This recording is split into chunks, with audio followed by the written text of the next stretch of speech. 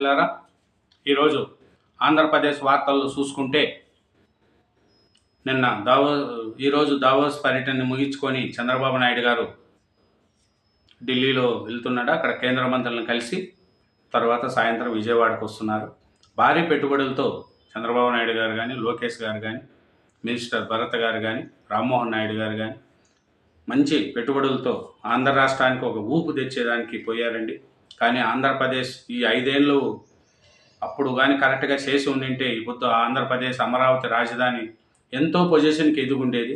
కానీ 5 ఏళ్ళు పండబెట్టి దాన్ని నాశనం చేశారు. ఇప్పుడు చంద్రబాబు నాయుడు గారు వచ్చి మళ్ళీ దాన్ని వెంటిలేటర్ మీద ఉంది అమరావతిని, అట్లా దాన్ని ఇప్పుడు లేపి కొంచెం పైకి తీసుకొస్తున్నారు. అప్పుడే ఊపెందుకుంటుంది. అక్కడ ఉండే పరిస్థితులు ఏమి దావోస్ పర్యటనలో. అట్లాగే నిన్న లోకేష్ పుట్టినరోజు బర్త్డే వేడుకలు కూడా రాష్ట్రమంతా జరిగినాయి. కాబట్టి వాటిని ఏం చేసుకున్నాం. అట్లే తిరుమలలో కాటేజ్ రూముల్లో కూడా అక్కడ కూడా స్కామ్ జరిగింది. జగన్ ప్రభుత్వంలో అన్నిట్లో స్కామే. మీరు ఎక్కడైనా చూడండి, జగనన్నకు తెలుసుందో తెలియదో మనకు తెలియదు, కానీ జగనన్న చుట్టూ ఉండే మనుషులు మటుకు మస్తు సంపాదించుకున్నారు. కోట్లు సంపాదించారు.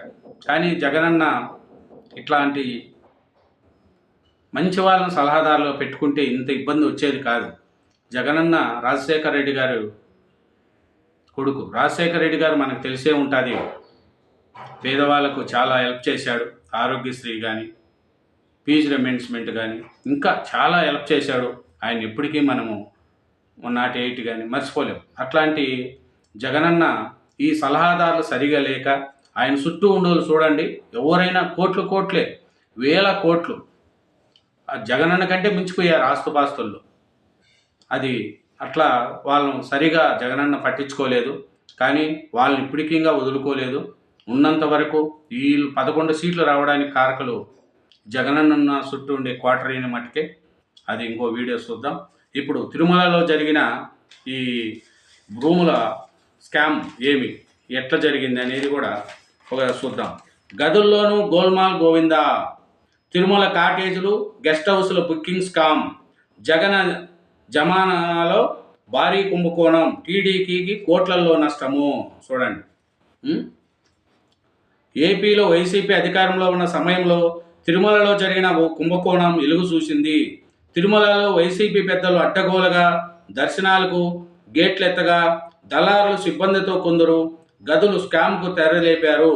తిరుమలలోని డోనార్ కాటేజీలు, గెస్ట్ హౌస్లను దాతల పేరుతో బుక్ చేసి వాటిని ఇతర భక్తులకు అద్దెకిచ్చిన సొమ్మును తమ జేబుల్లో వేసుకున్నారు.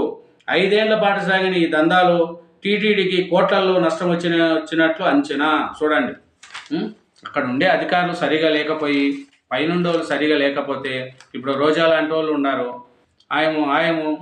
ఆయమే శివిరెడ్డి భాస్కర్ రెడ్డి, రోజా, ఈ వైసీపీ వాళ్ళు, బడా నాయకులు, సౌటా నాయకులు అందరూ పోయి వాళ్ళే టికెట్లు అమ్ముకున్నారు. రోజా అయితే ఆమె టికెట్లు అమ్ముకుండే. ఒక లేఖ మీద 100 మందిని తీసుకుపోయా, బస్సు పెట్టి పైనుంచి కిందికి తీసుకుపోయా, కింద నుంచి పైకి తీసుకుపోయి బస్సులో తీసుకుపోయి వాళ్ళ దర్శనాన్ని తీసుకొచ్చి వాళ్ళ దగ్గర డబ్బులు వసూలు చేసింది రోజా. ఇట్లా వాళ్ళు చేసే గుడికి కింద ఉండే అధికారులు కూడా అట్లే చేస్తూ వచ్చారు. ఎందుకు రాదు? పైన ఉండేవాళ్ళు మంచిగా ఉంటే కింద ఉండేవాళ్ళు కూడా కరెక్ట్గానే చేస్తారు. తిరుమలలోని డోనార్ కాటేజీలు 962, బడా కార్పొరేషన్ కంపెనీలు నిర్మించిన పెద్ద స్థాయి గెస్ట్ హౌసులు 62 ఉన్నాయి. వీటి అద్దె రోజుకు 100 నుంచి 6-7 వేల దాకా ఉంటుంది. డోనార్ స్కామ్ కింద దాతల నుంచి సేకరించిన విరాళంలో తిరుమలలో నిర్మించిన కాటేజీలు, గెస్ట్ హౌసులు బుకింగ్ నిర్వహణ టీటీడీ చేతుల్లోనే ఉంటుంది. అయితే దాతలకు కానీ వారి సూచించిన వారికి కానీ ప్రస్తుత నిబంధనల ప్రకారం ఏడాదిలో 30 రోజులు ఆయా గృహాల్లో వసతి కల్పిస్తారు. ఇంకా గెస్ట్ హౌస్ల్లో నిర్మించిన వారికి ఏటా 3 రోజులు మాత్రమే ఉచితంగా కేటాయిస్తారు. ఈఐపీ బ్రేక్ దర్శనం కూడా కల్పిస్తారు. అయితే ఈ వెసులుబాటు 20 ఏళ్ళు మాత్రమే దాతలకు ఉంటుంది. అదే సమస్యల పేరిట విరాళాలు ఇస్తే 25 ఏళ్ళు సౌలభ్యం ఉంటుంది. ఈ కాలం పరిమితి దాటిన దాతలు ఇచ్చే సిఫారసు లేఖలు, గదులు కేటాయింపులు పనిచేయవు. దీనిపై ఉన్నత స్థాయిలో పర్యవేక్షణ లేదు. దీంతో కొందరు దళారులు, సిబ్బంది దాతల పేరిట లేఖలు సృష్టించి సొంతంగా గదులు అద్దెకు ఇవ్వడం మొదలుపెట్టారు. ఇలా 5 ఏళ్లలో 200 పైగా అక్రమ బుకింగ్లు చేసినట్లు సమాచారము. నిజానికి కంపెనీలు, ప్రైవేటు దాతలు ప్రతి సంవత్సరం జనవరిలో విధిగా టీటీడీలో తమ డొనేట్స్ సర్టిఫికెట్లు పరిశీలనలో చేసుకోవాలి. ఒకవేళ డోనర్ మరణిస్తే సంబంధిత వ్యక్తులు టీటీడీకి సమాచారం అందించాలి. కానీ ఇవేమీ సక్రమంగా జరగడం లేదు. కాలపరిమితి దాటిన మరణించిన డోనర్ల పేర్లతో వీళ్ళే లేఖలు సృష్టించి గదులను ఆన్లైన్లో ఫ్రీగా బుకింగ్ చేసుకున్నట్లు ఎంట్రీ చేసి భక్తుల నుంచి సొమ్ము వసూలు చేశారు.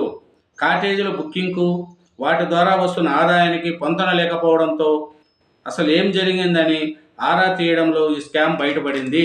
చూడండి, స్కాము తిరుమలలో ఇదే కాదు, జగనన్నకు తెలియకుండా చాలా స్కాములు జరిగినాయి. కానీ జగనన్న చూసి చూన్నట్టు ఉండిపోయారు. కానీ ఇప్పుడు వాళ్ళు చేసిన దానికి జగనన్న చేశారని జగనన్న మీద నింద మోసే రోజులకు వచ్చినాయి.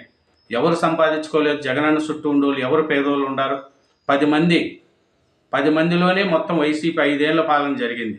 ఆ 10 మంది ఎవరు? జగనన్నకే తెలిసి ఉంటుంది. ఎందుకంటే అట్లా జరిగి ఇది జరిగింది. మనం దానికి ఏం చేస్తాం మనం చెప్పండి?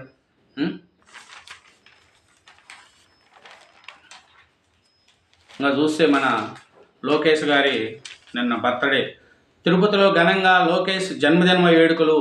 42 కిలోల కేక్ కట్ చేసిన సాధు పరిషత్ ప్రతినిధులు. తెలుగుదేశం పార్టీ జాతీయ ప్రధాన కార్యదర్శి, రాష్ట్ర ఐటీ శాఖ మంత్రి నారా లోకేష్ జన్మదిన వేడుకలు గురువారం అలిపిరిలో గరుడు విగ్రహాల వద్ద ఆంధ్రప్రదేశ్ సాధు పరిషత్ గౌరవ అధ్యక్షుడు అట్లూరి నారాయణరావు అధ్యక్షతన శ్రీనివాసానంద సరస్వతి ఆధ్వర్యంలో ఘనంగా జరిగాయి. లోకేష్ 42వ జన్మదినాన్ని పురస్కరించుకొని 42 కిలోల కేక్ కట్ చేసి పంచిపెట్టారు. పవిత్రమైన తిరుపతి క్షేత్రంలో లోకేష్ పర్యటనలు వేడుకలు నిర్వహించడం చాలా ఆనందంగా ఉందని, కలియుగ ప్రత్యక్ష దైవం శ్రీ వెంకటేశ్వర స్వామి ఆశీస్సులు ఎల్లప్పుడూ ఆయనకు ఉండాలని వారు అభిలషించారు. రాష్ట్రంలో నిరాశ నిస్పృహలతో కొట్లాడుతున్న నిరుద్యోగ యువతకు చక్క దిక్సూశీల అన్నగా వారిని ఆదుకునే శక్తియుక్తులు ఆయనకు భగవంతుడు ప్రార్థించాలని ఈ కార్యక్రమంలో టీడీపీ నాయకులు జగన్నాథం, సుమన్, నాయుడు, నీలకంఠ, గోకుల్, మధు తదితరులు పాల్గొన్నారు. చూడండి, ఏపీకి కాగ్నిజెంట్ వస్తుంది, త్వరలోనే శుభవార్త. మంత్రి లోకేష్ ఏపీలోని టైర్ 2 నగరాలపై దృష్టి. కాగ్నిజెంట్ CEO రవికుమార్ ఏపీలో కార్యక్రమాలు ప్రారంభించేందుకు కాగ్నిజెంట్ టెక్నాలజీ సిద్ధంగా ఉందని, త్వరలో ఆ కంపెనీ నుంచి శుభవార్త వస్తుందని మంత్రి లోకేష్ ప్రకటించారు. గురువారం దావోస్లో ఆయన కాగ్నిజెంట్ సొల్యూషన్ CEO ఎస్ రవికుమార్తో భేటీ అయ్యారు. రాష్ట్రంలో పెట్టుబడులకు అన్ని సానుకూలత వివరించారు. శరవేగంగా అభివృద్ధి చెందుతున్న రాష్ట్రాన్ని కృత్రిమ మీద క్యాప్టింగ్గా బయోటెక్నాలజీ, రెన్యూబుల్ ఎనర్జీలో డిస్టెక్ హబ్గా తీర్చిదిద్దే దిశగా తమ ప్రభుత్వం అడుగులేస్తుందని, విశాఖ, విజయవాడ, తిరుపతిలో 22 మిలియన్ల చదరపు అడుగుల కోవర్కింగ్ స్పేస్ అందుబాటులో ఉందని, కాగ్నిజెంట్ గోత్ర స్టోరేజ్ ప్రాంతీయ విస్తరణ ప్రణాళికలో భాగంగా విశాఖపట్నం నుంచి టైర్ 2 నగరాల్లో కార్యకలాపాలు ప్రారంభించాలని సూచించారు. చూడండి, వారసత్వం అన్నీ ఇవ్వలేము, అది ఒక అవకాశం మాత్రమే. చంద్రబాబు నాయుడు. తెలుగుదేశం పార్టీలో సీఎం చంద్రబాబు వారసుడెవరు? దావాస్ మీడియా ప్రతినిధుల నుంచి ఎదురైన ఈ ప్రశ్నకు ఆయన నేరుగా సమాధానమిచ్చారు. ఇండియా టుడే ప్రతినిధి ఆయన్ను ఇంటర్వ్యూ చేసిన సందర్భంలో ఈ ప్రశ్న వచ్చింది. లోకేష్ మీ వారసుడేనా? వారసుడే అయితే పార్టీ పగ్గాలు ఎప్పుడు అప్పగిస్తారని అడగ్గా ఆయన సూటిగా జవాబు ఇవ్వకుండా గతంలో చెప్పిన మాటలే పునరుద్ధరించారు. వారసత్వం అనేది ఒక మిథ్య వ్యాపారము. సినిమాలు, రాజకీయము, కుటుంబము ఏ రంగంలో అయినా వారసత్వం అనేది మిథ్య. ఒక తరం వ్యాపార రంగంలో బాగా రాణించి సంపాదిస్తే తర్వాత తరం పోగొట్టుకోవచ్చు. మన దేశంలో ఒకప్పుడు బలమైన పార్టీలుగా ఉన్నవి తర్వాత కాలంలో కనుమరుగైపోయాయి. చూడండి, 33 ఏళ్ల కిందట కుటుంబ వ్యాపారం ప్రారంభించాను. నా కుటుంబ సభ్యులు దానిని నిర్వహిస్తూ వచ్చారు. అదే వ్యాపారంలో కొనసాగితే లోకేష్ కూడా తేలిగ్గా ఉండేది. కానీ తమ ప్రజలకు సేవ చేయాలన్న ఆలోచనలతో రాజకీయాల్లోకి వచ్చారు. అందులో ఆయనకు సంతృప్తి లభిస్తుంది. ఇందులో వారసత్వం అంటూ ఏమీ లేదు అని ఆయన వ్యాఖ్యలో కేంద్ర ప్రభుత్వంతో చేరే ఆలోచన తమకు లేనే లేదని, రాష్ట్రంలోనే ఉంటానని స్పష్టం చేశారు. తన ప్రతిభ పనితీరుతోనే లోకేష్ వారసుడిగా ఎదగాలే తప్ప తన కొడుకన్న కారణంతో వారసుడు కాలేడన్న అభిప్రాయం బాబు మాటల్లో ధ్వనించింది. టీడీపీ సీనియర్లు అభిప్రాయపడుతున్నారు. చూడండి, చంద్రబాబు నాయుడు అదే చెప్తున్నారు. మనము వారసత్వం అంటే వాళ్ళకి అంగి చూపిస్తాము, వాళ్ళ చేతుల్లో ఉంది, వాళ్ళు ఎదిగితే ఎదుగుతాడు అనే లెక్క చెప్తున్నాడు. సినిమాల్లో కూడా చూడండి, వాళ్ళ నాన్న హీరో కావచ్చు, కొడుకులు ఒకరు సక్సెస్ కావచ్చు, ఒకరు మరుగున పడవచ్చు. చాలామంది మనం ఉదాహరణకు చాలామంది ఉన్నారు కదా, చెప్పండి. కృష్ణ కొడుకులు కానీ, మోహన్ బాబు కొడుకులు కానీ, రామారావు గారి పిల్లలు కానీ, ఇంకా చాలామంది.